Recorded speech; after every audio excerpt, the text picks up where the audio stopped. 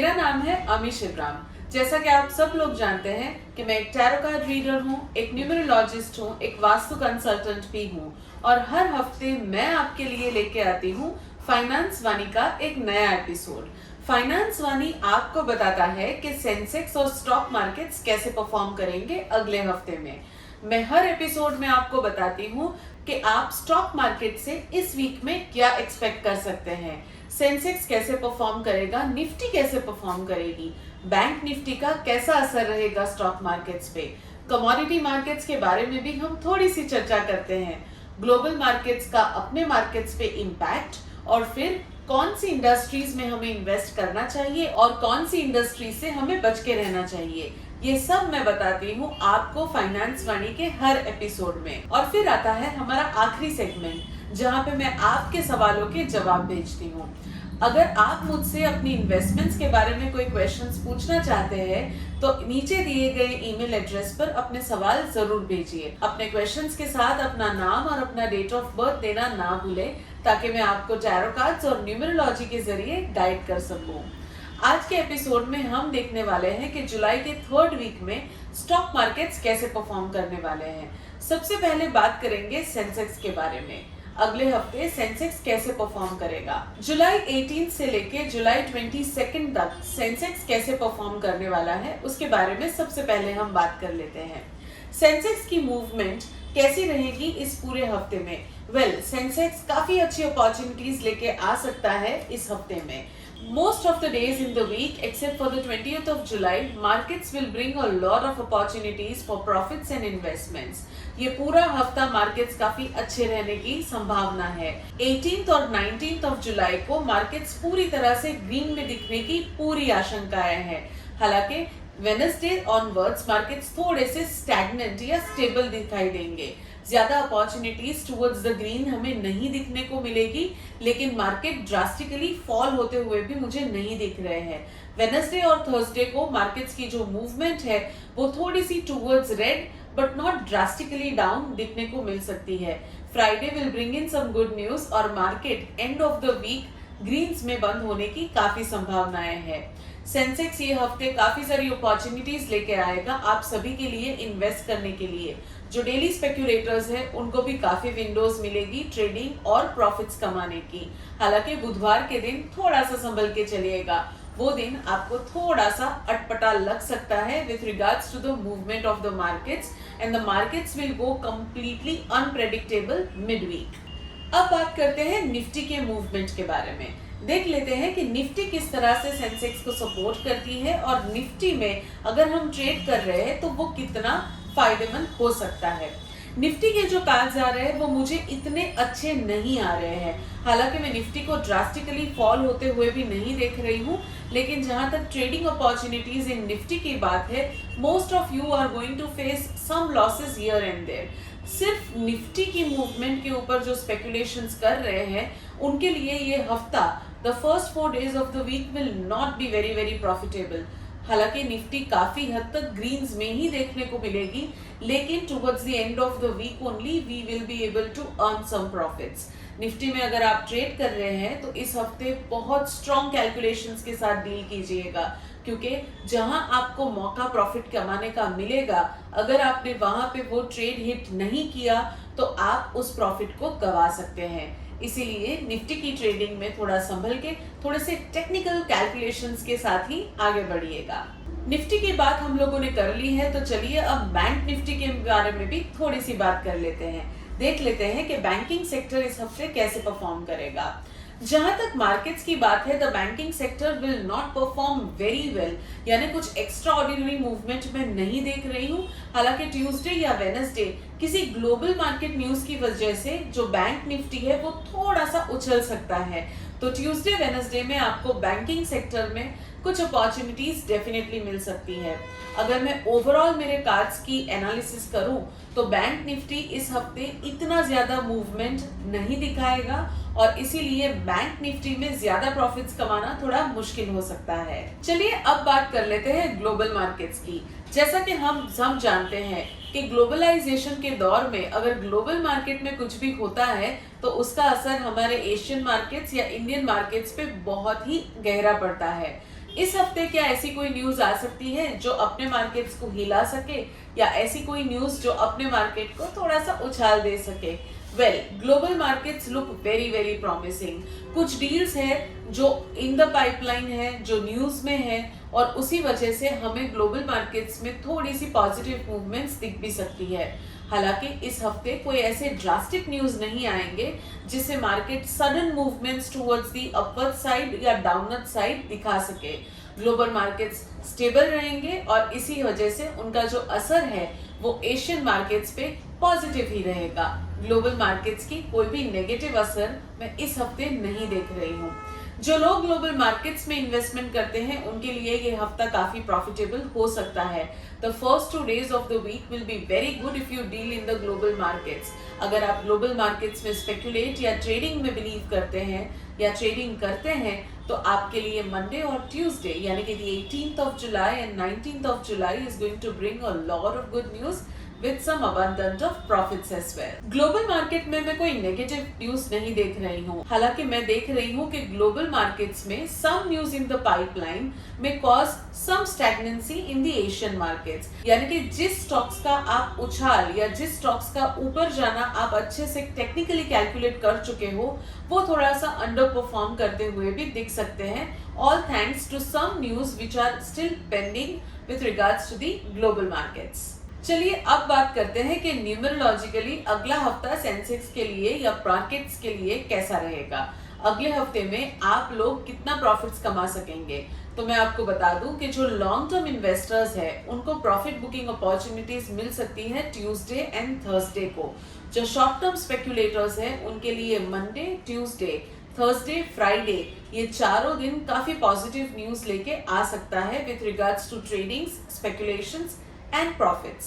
Numerologically अगर आप number 4 को बिलोंग करते हो या नंबर 7 को बिलोंग करते हो, यानी अगर आपकी पूरी डेट ऑफ बर्थ का टोटल किसी सिंगल डिजिट में नंबर 4 या नंबर 7 पे आता है तो आपके लिए ये हफ्ता बहुत ज्यादा पॉजिटिव है।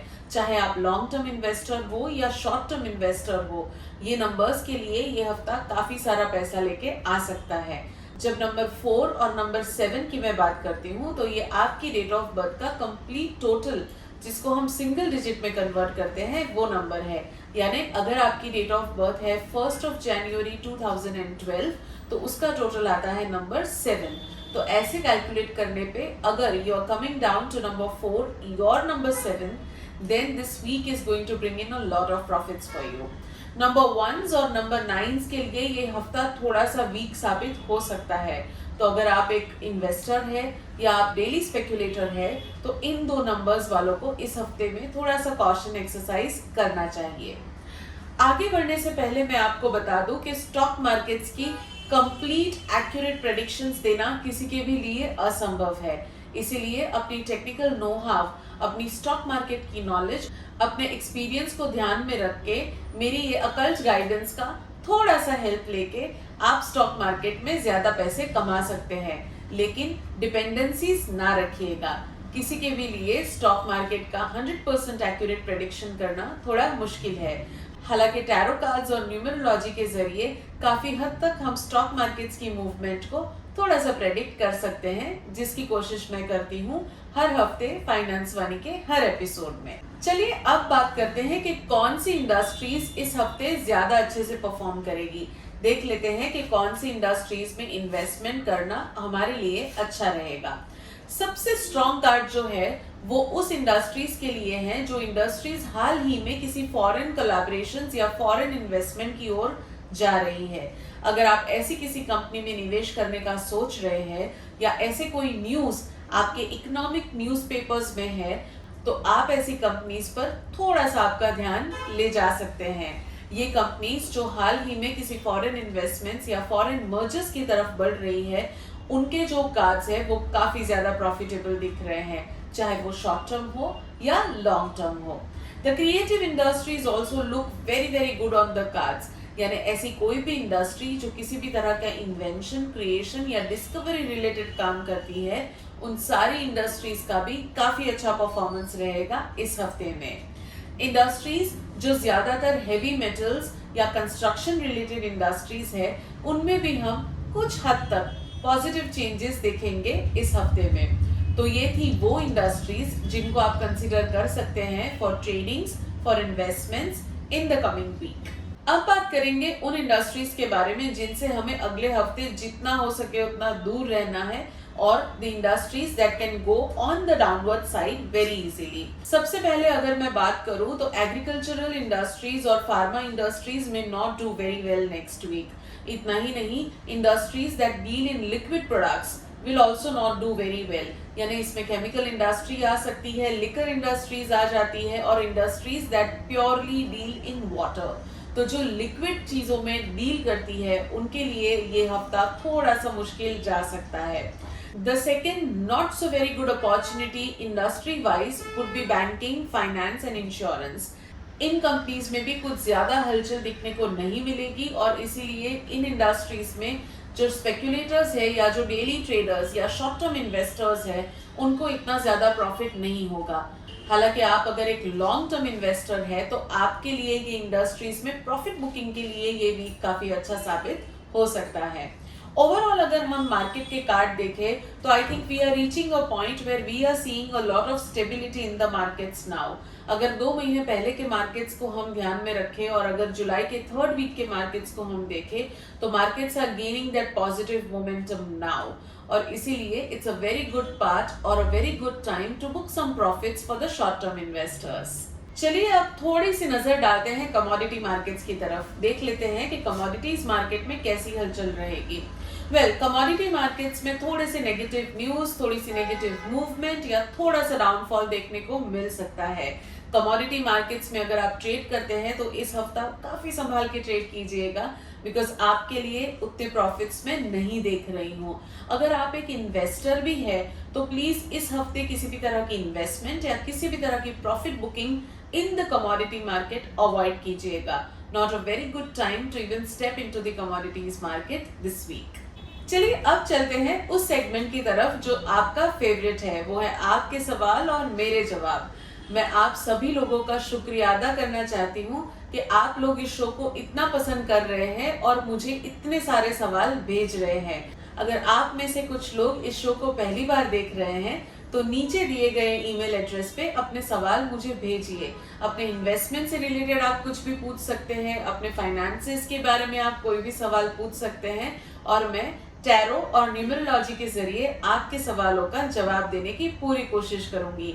ये एक अकल्ट गाइडेंस होगा, एक प्रेडिक्शन होगा, जिसके जरिए आप आपकी इन्वेस्टमेंट की प्लानिंग में थोड़ी मेरी मदद ले सकते हैं। आपको आपके नाम के साथ आपकी पूरी डेट ऑफ बर्थ भी भेजनी है ताकि मैं आपको आपकी एडवाइस के साथ कुछ टिप्स भी दे सकूं। सवालों को स्टार्ट करने से पहले मैं आपको एक बार फिर से याद दिला दूं कि ये एक अकल्ट गाइडेंस है। टैरो कार्ड और न्यूमरोलॉजी के जरिए मैं आपके फ्यूचर के, आपके फाइनेंशियल फ्यूचर को थोड़ा सा प्रेडिक्ट करने की यहाँ पे कोशिश करती हूँ, लेकिन आपकी टेक्निकल नॉलेज, आपके फाइनेंशियल एडवाइजर्स की गाइडेंस और आपका खुद का नॉलेज इन सब से सर्वोपरि है। तो 100% मेरे ही एडवाइस के ऊपर डिपेंडेंट ना रहिए, मैं आपको थोड़ा सा गाइड कर रही हूँ। इस गाइडेंस को आप अपनी टेक्निकल नॉलेज और अपने एक्सपीरियंस के साथ क्लब कीजिए और अपने फाइनेंशियल डिसीजंस अच्छे से लीजिए। हमारे जो पहले व्यूवर है उनका नाम है शैलेश जी, जिन्होंने पटना से हमें क्वेश्चन भेजा है और उन्होंने मुझसे पूछा है कि उन्हें मेरी तरफ से थोड़ी सी फाइनेंशियल एडवाइस या फाइनेंशियल गाइडेंस चाहिए। आपका ये बहुत जेनेरिक क्वेश्चन है और सबसे पहले मैं टैरो कार्ड के जरिए आपके फाइनेंसेस के बारे में कुछ बताने की कोशिश करती हूँ। आपके फैमिली में अगर पहले से कोई स्टॉक मार्केट्स में इन्वेस्ट कर रहा है, चाहे वो छोटा सा छोटा इन्वेस्टमेंट क्यों ना हो, तो आपको ये सूट डेफिनेटली करता है। हालांकि आप अगर आपकी इन्वेस्टमेंट किसी महिला के नाम पे करें तो आपको ज्यादा फायदा हो सकता है। अगर आज तक आपने कभी भी इन्वेस्ट नहीं किया है तो 2023 and 2024 would be the best time for you to invest. आपका इन्वेस्टमेंट पीरियड जो है वो कम से कम 5 साल का होना चाहिए, क्योंकि शॉर्ट टर्म इन्वेस्टमेंट्स आपको इतना ज्यादा सूट नहीं करती। मैं ये नहीं कह रही हूँ कि शॉर्ट टर्म इन्वेस्टमेंट्स में आपको नुकसान होगा, लेकिन as compared to short term investments, long term investments will bring more profits to you. आपकी फैमिली में अगर कोई भी स्टॉक मार्केट में इन्वेस्ट नहीं करता है तो आपकी probabilities of earning huge amount from stock markets drastically कम हो जाती है। तो इसीलिए आपको ये पहले देख लेना है कि क्या आपकी फैमिली में कोई पहले इन्वेस्ट करता था या नहीं। न्यूमरोलॉजिकली अगर मैं आपके नंबर्स की तरफ ध्यान दूं तो आपके नंबर्स है वो काफी कॉन्ट्राडिक्टरी रिजल्ट्स लेके आते हैं। न्यूमरोलॉजी में काफी तरह के नंबर्स होते हैं, तो एक जो आपका नंबर है वो स्टॉक मार्केट्स को इतना सपोर्ट नहीं करता, हालांकि one of your numbers supports the stock markets very well. तो इसका अगर एक रैशनल आउटकम देखा जाए तो वही होगा कि आपको सोच समझ के और आपको कैलकुलेटेड रिस्क के साथ ही इन्वेस्ट करना चाहिए। आपको अपनी पूरी पूंजी सिर्फ स्टॉक में इन्वेस्ट नहीं करनी है। The proportion of your savings going into the stock market should not be more than 40%। अगर आप इन सब चीजों को ध्यान में रख के इन्वेस्ट करेंगे तो आप स्टॉक मार्केट्स में से काफी अच्छा प्रॉफिट्स निकाल सकते हैं। हालांकि एक चीज जो मैंने आपको कही, हो सके तब तक किसी महिला के नाम पर आप अपने स्टॉक्स में इन्वेस्ट कीजिए, चाहे वो आपकी माँ हो, चाहे वो आपकी धर्मपत्नी हो, आपकी बहन हो। इनके नाम पे अगर आप इन्वेस्ट करेंगे तो आपको ज्यादा फायदा हो सकता है। जो हमारे दूसरे व्यूअर है उनका नाम है विशाल जी। विशाल जी ने मुझे इस क्वेश्चन भेजा है कि उन्होंने आलोक इंडस्ट्रीज में इन्वेस्ट कर लिया है और आलोक इंडस्ट्रीज का फ्यूचर कैसे रहेगा। देख लेते हैं विशाल जी, आपने जिस कंपनी में इन्वेस्ट किया है उसका फ्यूचर कैसा रहेगा। 2023 काफी अच्छे न्यूज लेके आ सकती है इस कंपनी के लिए। 2023 से लेके 2025 के बीच में काफी उतार चढ़ाव देखने को मिलेंगे इस इंडस्ट्री में, लेकिन 2025 के बाद ये काफी अच्छे से परफॉर्म करेगी और काफी प्रॉफिट्स आपके लिए लेके आ सकती है। इस कंपनी में आपका फ्यूचर कंप्लीटली सिक्योर है। 2025 तक जितना हो सके उतना इसको होल्ड करने की कोशिश कीजिएगा, और अगर आपको इस शेयर से बाहर निकलना है तो 2023 में जैन से लेकर जून के बीच में आपको ये मौका डेफिनेटली मिलेगा। शॉर्ट टर्म अगर आपको इसमें से बाहर निकलना है तो जून 2023 से पहले इसमें से एग्जिट ले लीजिएगा। ओवरऑल इस कंपनी का भविष्य काफी अच्छा है, लेकिन 2023 से 2025 के बीच में इस कंपनी में थोड़ी सी हलचल देखने को मिल सकती है जो इस स्टॉक को काफी वॉलेटाइल बना सकता है। लेकिन लॉन्ग टर्म इन्वेस्टमेंट के लिए ये काफी अच्छी इंडस्ट्री है and you will yield very good profits after 2025। जो हमारे तीसरे व्यूअर है उनका नाम है तृप्ति। तृप्ति ने हमें मुंबई से एक सवाल पूछा है कि उन्होंने एक बैंकिंग सेक्टर की इंडस्ट्री में इन्वेस्ट करके रखा है, यानी उन्होंने किसी बैंक के शेयर्स लेके रखे हैं और वो जानना चाहती है कि इसको उन्हें सेल कर देना चाहिए या इसे होल्ड करना चाहिए। तृप्ति, अगर मैं आपके कार्ड्स को देखूं तो आपको इस स्टॉक को सेल कर देना चाहिए। मुझे इस स्टॉक से ज्यादा प्रॉफिट्स आता हुआ नहीं दिख रहा है। इनफैक्ट जुलाई के महीने में ही आप इस स्टॉक से बाहर निकल जाइए, क्योंकि अगस्त ऑनवर्ड्स इस स्टॉक्स में काफी नेगेटिव हलचल हो सकती है। ये जो बैंक है वो किसी और के साथ मर्ज हो सकती है and the merger will not bring very good response from the public at large, और इस शेयर के जो प्राइसेस है वो थोड़े से डाउन जा सकते हैं। इसीलिए जुलाई के एंड से पहले आप इस शेयर को सेल कर दीजिए। तृप्ति, अगर आपकी डेट ऑफ बर्थ के हिसाब से भी जाऊं तो स्टॉक मार्केट्स में आपका एक्सट्रीम लक नहीं है, इसीलिए लगभग 10 से 15% of your savings you can invest in stock markets, और वो भी कम से कम 7 साल के लिए। यानी अगर आज आप कोई शेयर ले रहे हैं तो उसको 7 साल की होल्डिंग के लिए रखिए, तो ही आपको स्टॉक मार्केट से कुछ प्रॉफिट मिल सकता है, वरना स्टॉक मार्केट्स में आपको नुकसान उठाना पड़ सकता है। आज के एपिसोड में हमने देखा कि जुलाई के 3rd वीक में मार्केट्स काफी हद तक ग्रीन्स में दिखने की पूरी संभावनाएं हैं। मैं आशा करती हूँ कि आप अगले हफ्ते ढेर सारा पैसा कमाएं। आपके लिए स्टॉक मार्केट कुछ अच्छी खबर लेके आए। चाहे आप शॉर्ट टर्म इन्वेस्टर हो या लॉन्ग टर्म इन्वेस्टर हो, आपको कहीं पे भी नुकसान ना उठाना पड़े। इसी के साथ आज के एपिसोड को मैं खत्म करती हूँ।